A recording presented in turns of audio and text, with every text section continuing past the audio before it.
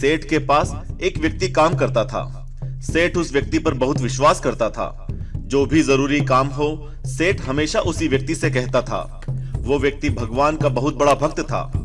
वह हमेशा भगवान के चिंतन, भजन, कीर्तन, स्मरण, सत्संग आदि का लाभ लेता रहता था। एक दिन उसने सेठ से श्री जगन्नाथ धाम यात्रा करने के लिए कुछ दिन की छुट्टी मांगी। सेठ ने उसे छुट्टी देते हुए कहा, भाई, मैं तो हूं संसारी आदमी, हमेशा व्यापार के काम में व्यस्त रहता हूं, जिसके कारण कभी तीर्थ जाने का लाभ नहीं ले पाता। तुम चाह ही रहे हो तो यह लो 100 रुपए, मेरी ओर से श्री जगन्नाथ प्रभु के चरणों में समर्पित कर देना। भक्त सेठ से 100 रुपए लेकर श्री जगन्नाथ धाम यात्रा पर निकल गया। कई दिन की पैदल यात्रा करने के बाद वह श्री जगन्नाथपुरी पहुंचा।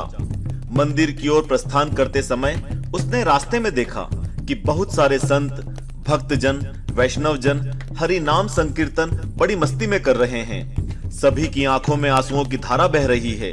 जोर जोर से हरि बोल गूंज रहा है। संकीर्तन में बहुत आनंद आ रहा है। भक्त भी वहीं रुककर हरि नाम संकीर्तन का आनंद लेने लगा। फिर उसने देखा कि संकीर्तन करने वाले भक्तजनों के होठ बड़ी देर से संकीर्तन करने के कारण सूखे हुए हैं। वह दिखने में कुछ भूखे भी लग रहे हैं। उसने सोचा, क्यों ना सेठ के 100 रुपए में से इन भक्तों को भोजन करा दूं। उसने उन सभी की उस 100 रुपए में से भोजन की व्यवस्था कर दी। सबको भोजन कराने में उसे कुल 98 रुपए खर्च करने पड़े। उसके पास 2 रुपए बच गए। उसने सोचा, चलो अच्छा हुआ, 2 रुपए जगन्नाथ जी के चरणों में सेठ के नाम से चढ़ा दूंगा। जब सेठ पूछेगा तो मैं कहूंगा पैसे चढ़ा दिए। सेठ यह तो नहीं कहेगा कि 100 रुपए चढ़ाए क्या। सेठ पूछेगा पैसे चढ़ा दिए, मैं बोल दूंगा कि पैसे चढ़ा दिए। झूठ भी नहीं होगा और काम भी हो जाएगा।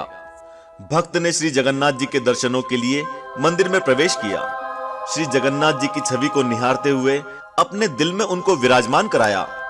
अंत में उसने सेठ के 2 रुपए श्री जगन्नाथ जी के चरणों में चढ़ा दिए और बोला, यह 2 रुपए सेठ ने भेजे हैं।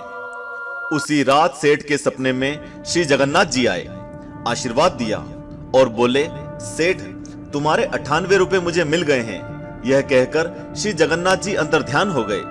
सेठ जाग गया, सोचने लगा, मेरा नौकर तो बड़ा ईमानदार है, पर अचानक उसे क्या जरूरत पड़ गई थी।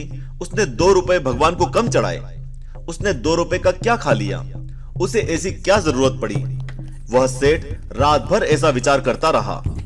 काफी दिन बीतने के बाद भक्त वापस आया और सेठ के पास पहुंचा। सेठ ने कहा कि मेरे पैसे जगन्नाथ जी को चढ़ा दिए थे। भक्त बोला, हाँ, मैंने पैसे चढ़ा दिए। सेठ ने कहा, पर तुमने 98 रुपए क्यों चढ़ाए, 2 रुपए किस काम में प्रयोग किए।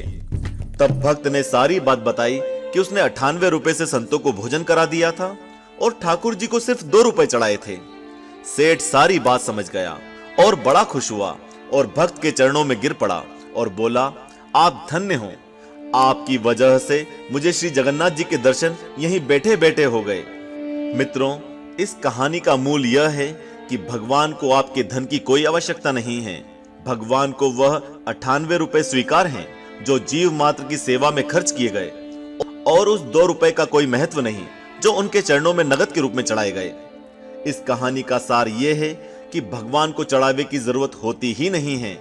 सच्चे मन से किसी जरूरतमंद की जरूरत को पूरा कर देना भी भगवान को भेंट चढ़ाने से भी कहीं ज्यादा होता है।